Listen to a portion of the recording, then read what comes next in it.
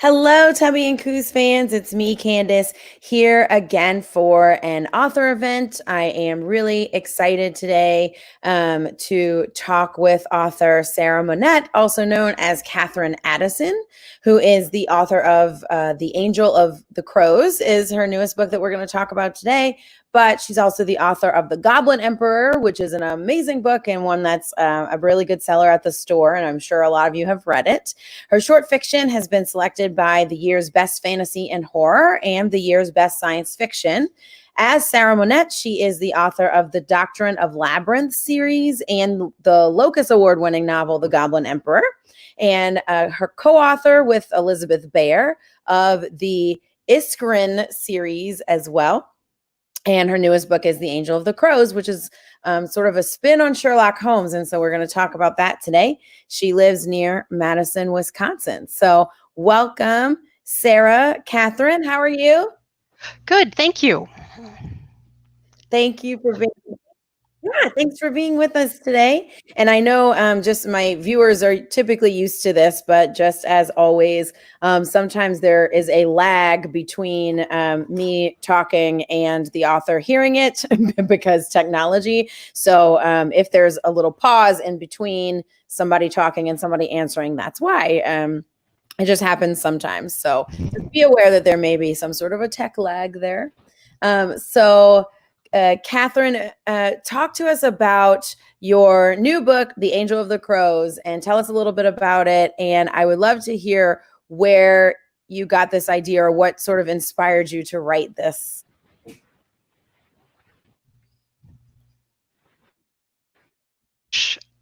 I have not yet come up with a really good answer to. Sorry, that was a cat interfering.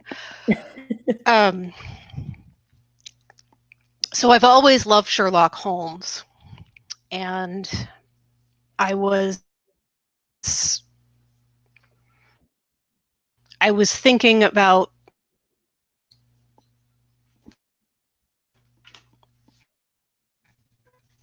this is the cat. She's leaving because she keeps biting my hands. And I was thinking about Sherlock, the BBC show with Benedict Cumberbatch, and something he says, the epigraphs.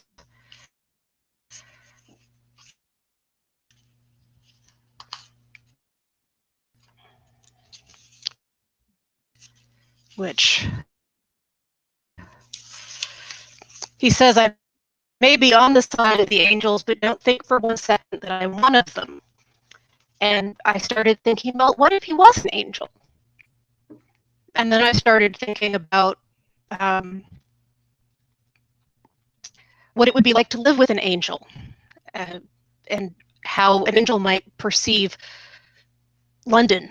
And then because I know the book so much better, I ended up going back to the Victorian setting and talking about Victorian London instead of modern. It was also something that I didn't think I'd ever publish it because it was a weird idea. And so I felt completely free to just throw in things that I wanted to do. So there's angels and werewolves and vampires and hellhounds, and then there's Jack the Ripper. So yeah.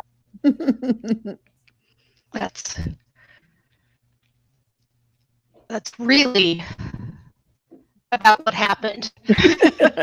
and this story, in a lot of portrayals of Sherlock Holmes, he's sort of this like curmudgeon-y, like not like just not nice sort of person, but in yours, I mean, in the originals, he's very warm. And in your portrayal, he has that like nice humane side. I mean, he's literally an angel. So why did you make that choice versus like, everything else that sort of has him as this like old curmudgeon that doesn't like people?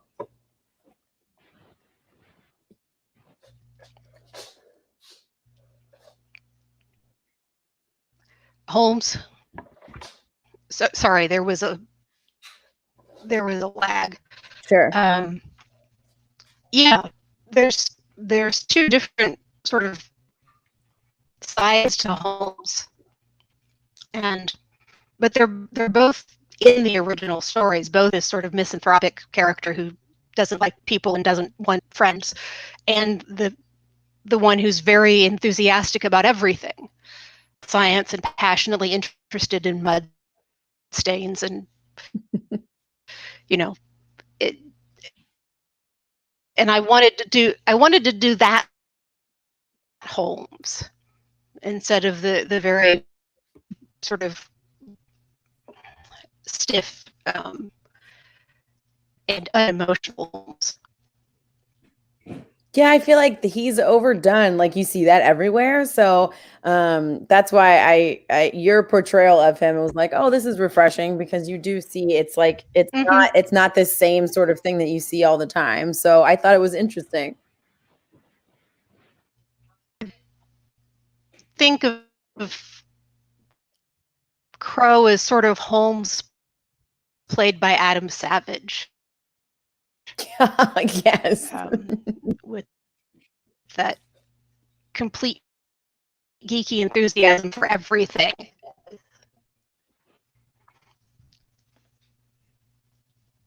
Yeah, he totally is. I like that because it is Sherlock Holmes as played by Adam Savage. He does.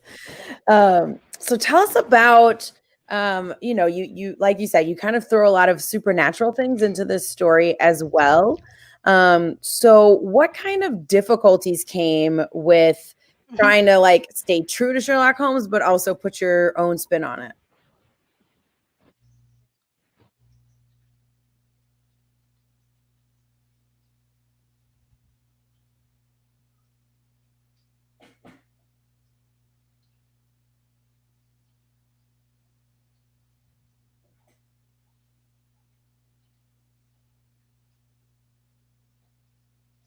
Is there a lag? I'm not sure if you heard that question. I just want to make sure.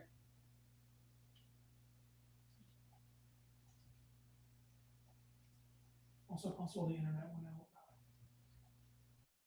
Did it? Like, are they moving on their screen? No. Go up here. Click on the Wi-Fi. It's on. I know. Just go down to Brad and Candace.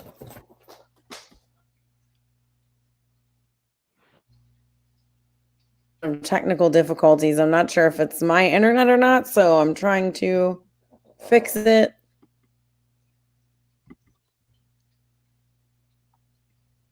I saw that we lost audio. Can y'all hear me now? Okay, I will repeat that question. Hopefully people can hear me. So my question was, what difficulties came with trying to stay true to Sherlock Holmes with what everyone knows versus putting your own spin on the story? I know you threw sort of a lot of supernatural stuff in here as well.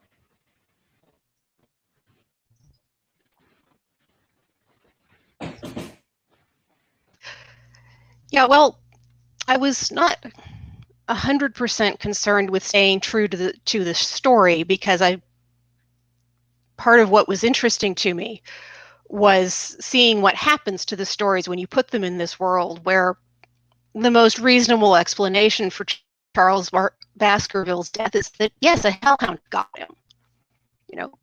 That makes the investigation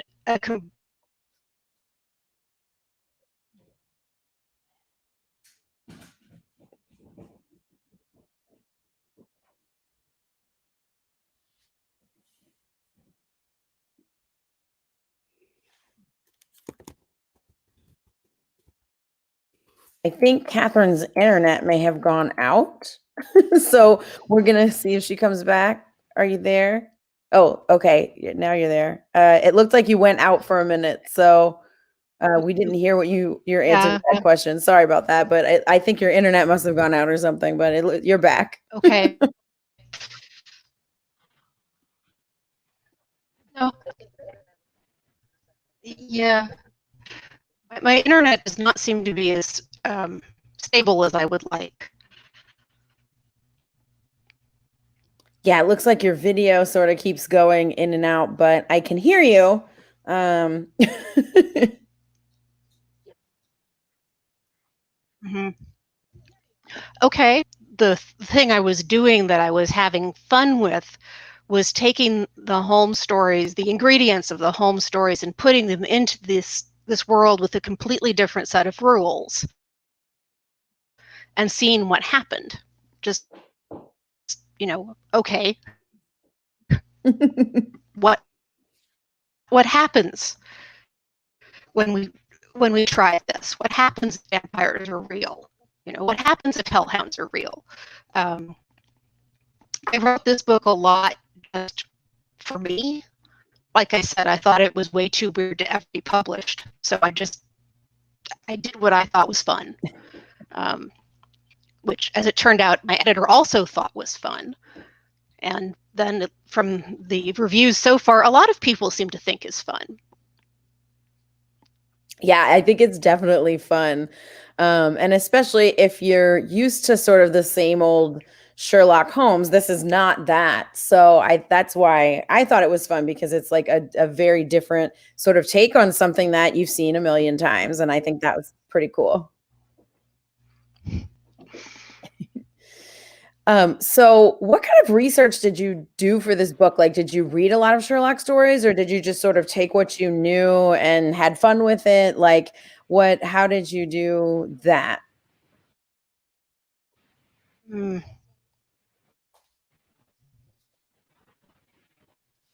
I've read all of the Sherlock Holmes stories many times. I'm not sure how many.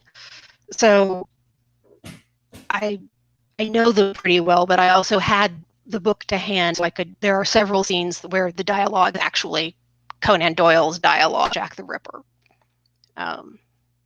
That involved a lot of reading and a lot of flipping back and forth between different books.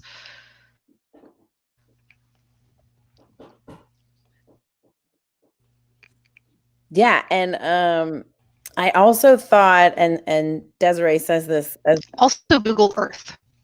oh, Google Earth. Oh, cool. To try it for like place research.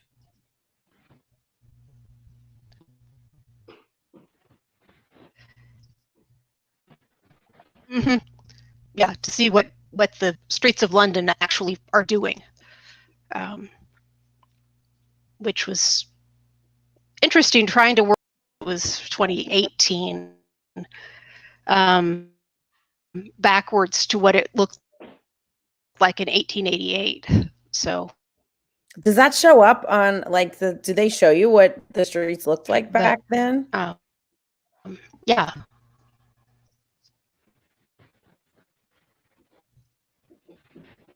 No, you have to. Some books on Jack the Ripper include maps, at least of part of Whitechapel, but not really good ones. So you kind of have to like make do with what you can find. Exactly.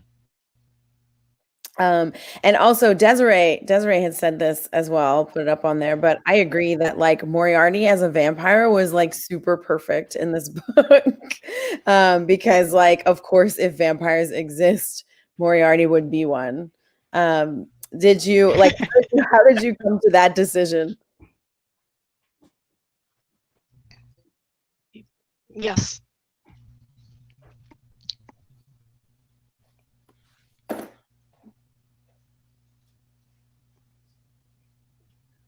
Catherine, did we lose her again? We may. I think we lost you again, Catherine. Oh, there you are. I think you came. Sorry. Yeah, we did. Okay, we were talking about Moriarty. So why did you decide to make him a vampire? Although I completely lost him for a minute. Yes. Um, partly because it was the really obvious thing to do, partly because I want a vampire in, and sort of cast around in all of the Holmes characters, and well, yes, of course it's Moriarty. And then it was fun to write something a little bit different.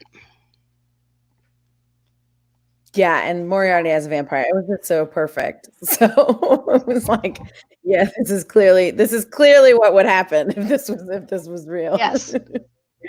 Yes. And so tell us about your writing process, because there's this book is like a series of mysteries. So how did you plot all of that out? And you said you weren't extremely concerned with staying close to the source material. So, but the mysteries are based on Sherlock Holmes mysteries. So how did you plot all of that out?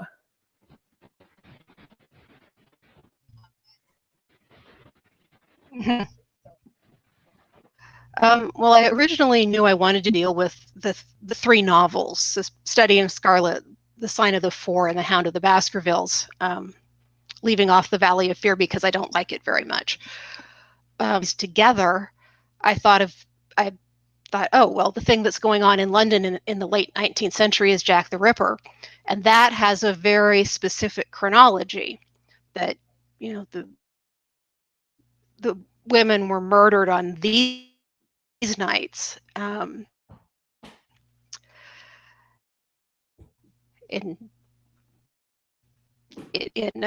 August and September and November.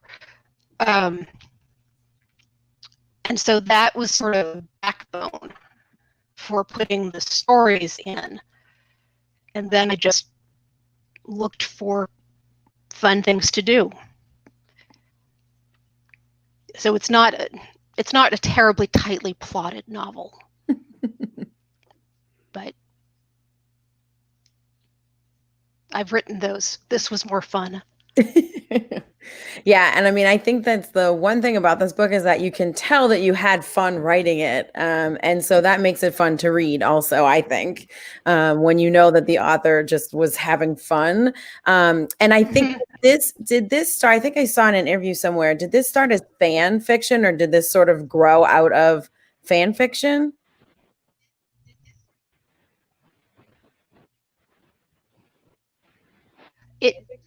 Yes, it did. The original So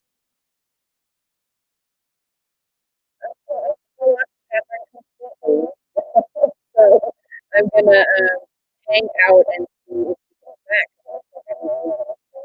But if you want to hear about her fan fiction and like her internet comes back and she can make it back into here, because yeah, I agree with you that it's just one of the best things to write, and I totally agree with that. One of the best things to write. Oh, there's Catherine. Hello. Sorry, my internet It's connection okay. obviously dropped me. Yes, we were talking about your fan fiction. Yes, it was just a piece of John very early in the series, thinking, well, of course he doesn't know what a refrigerator is supposed to be for. He's an angel. They don't eat. Why would there not be strange experiments in the fridge? But then the more I worked on it, the more my natural inclination towards the Victorian era Holmes just said, this is what you want to do. This is really what you want to do. And I said, yes, it is. So, yeah. But Sherlock absolutely was where it started. Nice. So what about writing genre fiction, especially, appeals to you versus other types of things that you could write? Like, why did you decide to write fantasy?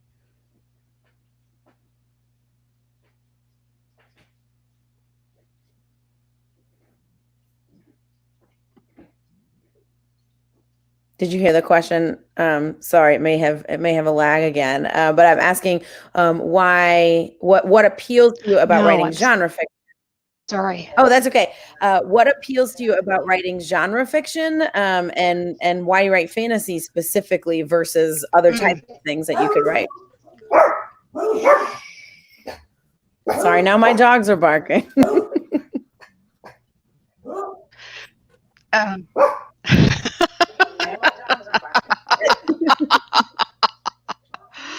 Um, I've always written genre fiction. Any success with it. I don't think of stories that don't have some sort of fantastical element to them. So, and my science isn't really good enough for much science fiction. So I end up with fantasy, which I also enjoy a great deal as a genre and enjoy writing it. So, I mean, a lot of it is if it ain't broke, don't fix it. That's true. This works well for me. Yeah, and fantasy is really fun. I think that too, one of the differences between fantasy and science fiction is that you can get away with a bit more in fantasy, where you can like have fun and like throw things in there. In science fiction, there's a bit more of having to sort of explain science. So, I enjoy both, but I can definitely see that there would be a difference as far as like being able to have a little bit more fun and get away with more in fantasy. So what are you doing, or is there anything specific that you're... Yeah, I mean, the point of fantasy really should be... Sorry, I think there's a lag there. And now we went out again. Yeah, there was a bunch of lag. Sorry about that. Yeah, you can get away with more in fantasy. That's kind of where... Hear you again, though. Okay.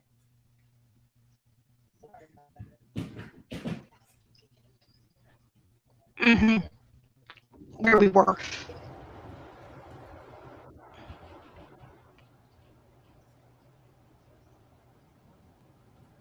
Are you still there? Looks like for me, Catherine is frozen, so I'm not... I am still here. Oh, okay. There you are. I can hear you now. Sorry. Yes. It seems to be like some internet issues.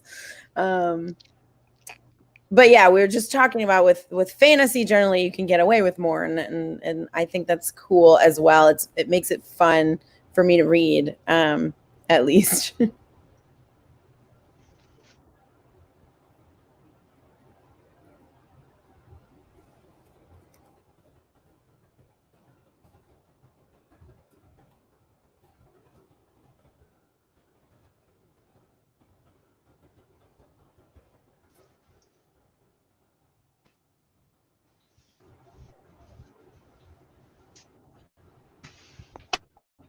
Oh, Catherine is back. It looks like you moved. Have you moved rooms?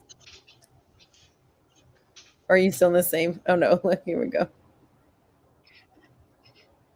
I've moved closer to my router. Okay, so hopefully that'll... It's the same room. It's just a different angle. Yeah, hopefully it'll help. Okay. So yeah, tell us about or what things have you been doing to try and stay creative in this time of like quarantine and craziness in the world? I missed the first part of the question. Okay, I was just asking, what things are you doing, or are you what are you doing to try and stay creative during this like quarantine time?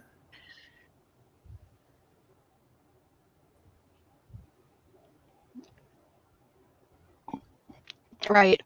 I'm trying to write every morning, which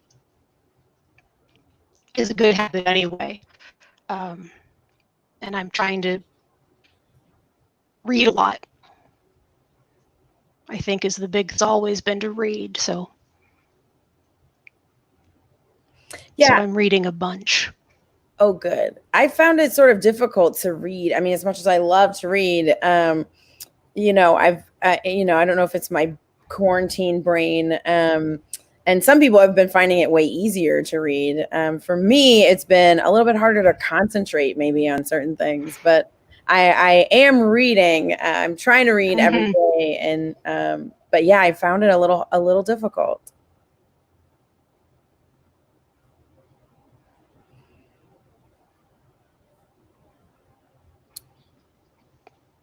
Yeah, well, the stupidest things are harder. It's just, I think, the way the human brain is, that it reacts to stress in funny ways and it comes out in places you wouldn't expect it to. Yeah, I totally agree with that. I think that's what it is as well.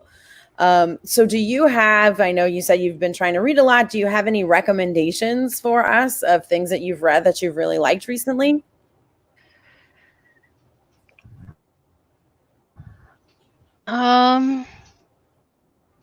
Let me think.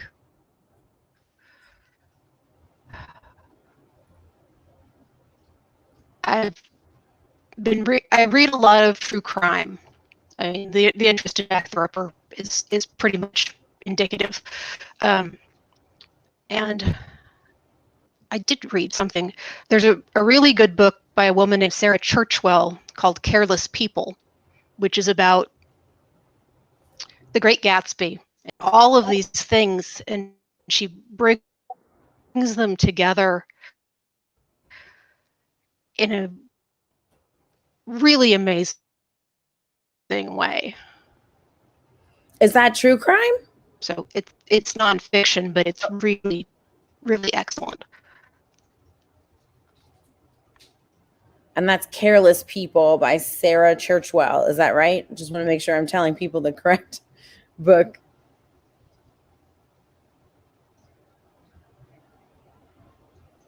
May have lost Catherine again. We'll give it a second. Okay, it looks like it came back. And that was, Catherine, that was Careless People by Sarah Churchwell? Yes, correct. Okay. Just wanted to make sure I was typing it in. I wanted to make sure I typed the right thing to folks. So what is next for you? Like, what are you working on now? What can we expect next?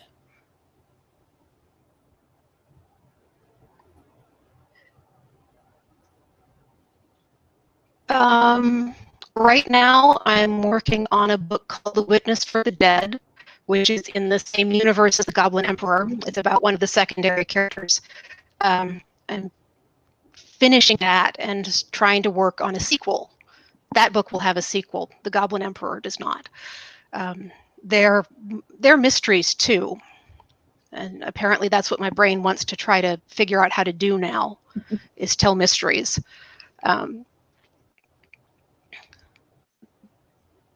Which is harder than you'd think. I can only imagine, like, trying to keep track of everything in a mystery would be difficult. I feel I have this vision in my head of people who write any kind of mystery, whether it's a regular mystery or just interweaved with fantasy or something, that they have like serial killer boards like in their room with like lines going from thing to thing, and just trying to figure out where all the plot points are.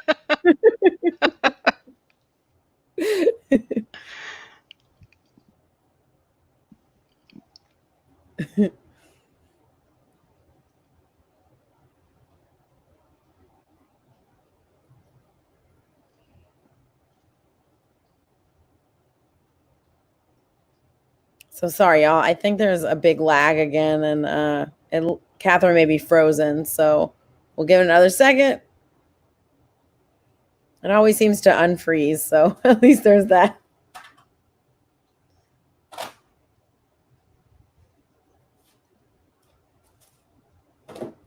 Okay, there it is.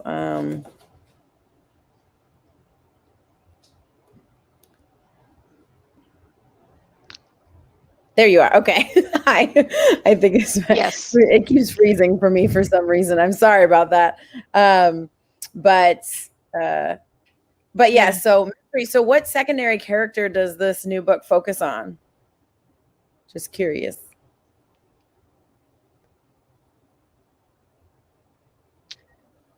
Kelleher, the witness for the dead, that Maya has come to try to figure out if the bodies of the emperor and his sons can tell them anything about the crash. Finding the anarchists. He turned out to be a really interesting person. Yeah, is there a reason why you picked that sort of spin-off to go with?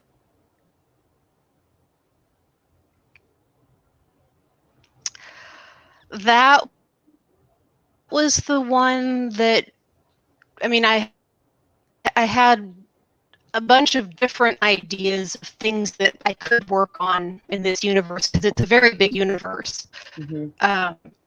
But this was the one that sort of kept dragging me back to it. And it was the one that I've successfully completed a novel, so hey. Yeah, and he was always like, you know, sort of like hard and dark versus other things in the book. So it'll be interesting to see this spinoff, I think, too. Just because we'll get to see some of the, well, maybe I'm thinking some of the like seedier areas of the city as well.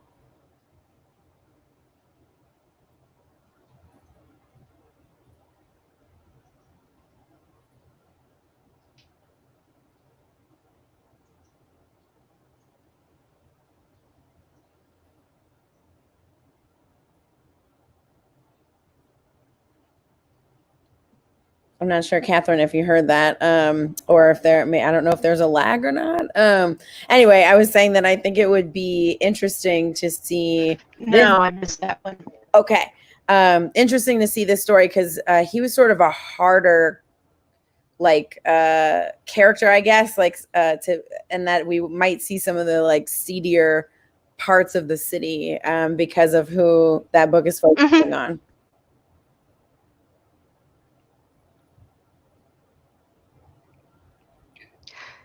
Yes, you get a very, very different view. It's cities and of what actually happens that Maya never, ever, ever, ever sees.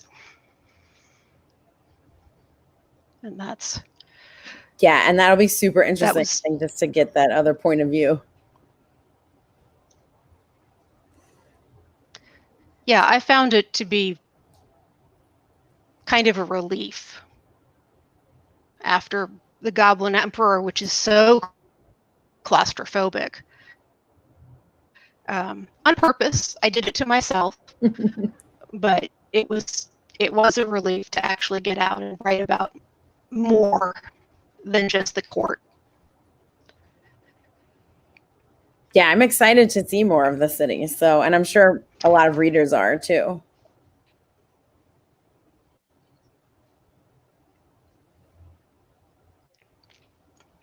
Yeah, all I can do. So if anyone has questions, we can try and take them. Hopefully the internet's cooperates for both of us. So if anyone has any questions, y'all can type them into the comments and I'll show them on the screen and we can both see them and Catherine will answer them. In the meantime, I want to just remind everyone that today we've been talking about The Angel of the Crows, which is Catherine's newest book with a, sort of Sherlock Holmes spin to it. It's like a fantasy version of supernaturally version of Sherlock Holmes. So definitely take a look at that. You can, of course, get it from us, hopefully, tubbyandcoos.com.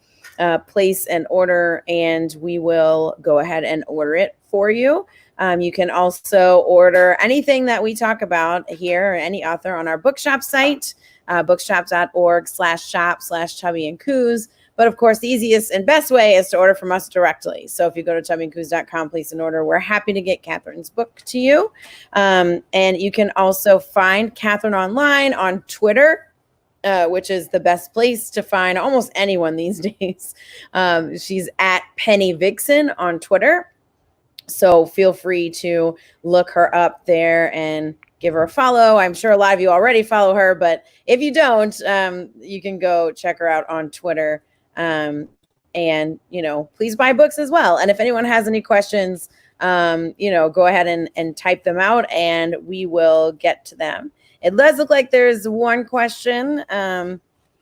Kate says there are a lot of background threads in Angel of the Crows. Did you have other Holmes retellings or original stories in mind in the setting?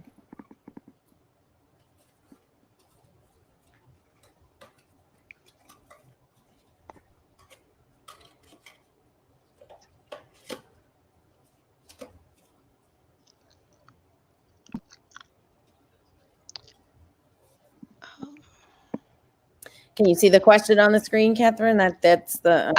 Yes. Okay, great. There are a lot of different Holmes stories wrapped up around the main threads of the investigation. Basically, if it looks like a reference to Sherlock Holmes, it probably is.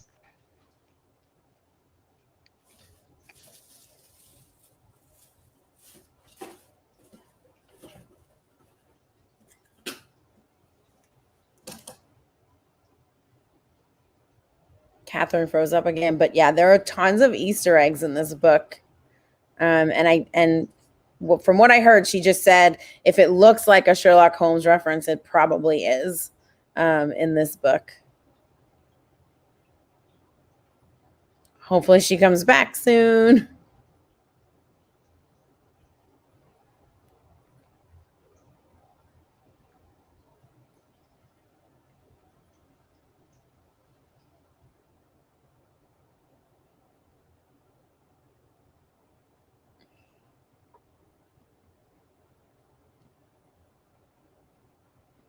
Here's the book again, Angel of the Crows. Sorry, I misanswered that question slightly. I don't know if there's going to be any other books in this series. I think I may have said everything I have to say. Yeah, and you went out there for a minute, so I hope we heard everything that you actually said. I know I heard you say that if it seems like a Holmes reference, it probably is.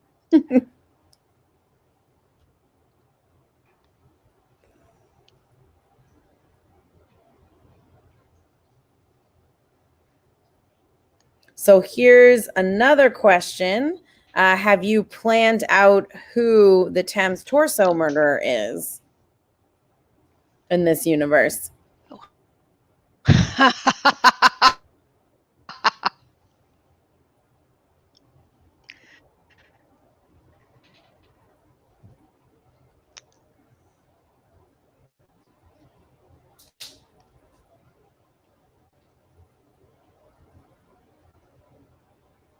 We lost you again if you can hear me or see me. So if you're answering, we're not hearing it.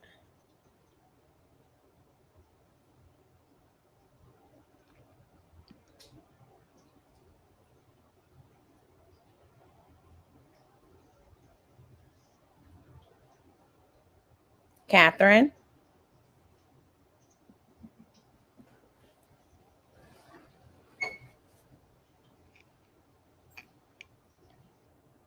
Sorry, y'all. It seems like she has gone out again. Hopefully she'll come back. I hope she's not talking to herself, answering these questions. Katherine, are you there?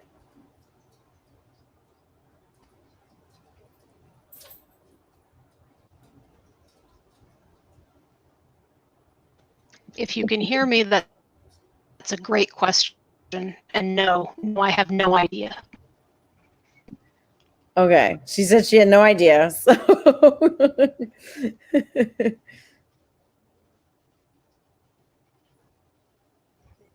we'll try and do one more question. Did you draw on anything for your Hellhound mythology? Because vampires and werewolves and things are more common in fantasy. But Desiree enjoyed the addition of Hellhounds and how you use them.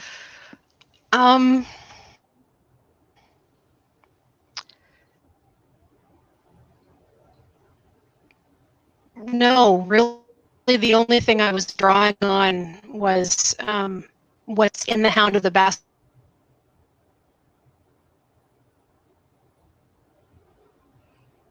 I think she was saying that what she drew on was Hound of the Baskervilles and what was already in it. You there, Catherine? You went out one more again. I heard you saying that you drew from Hound of the Baskervilles.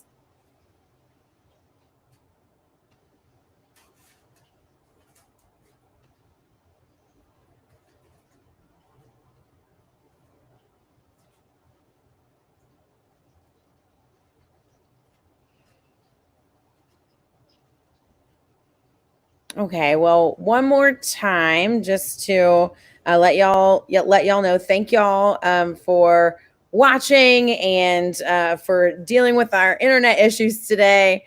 But Catherine's book, the newest one, is The Angel of the Crows.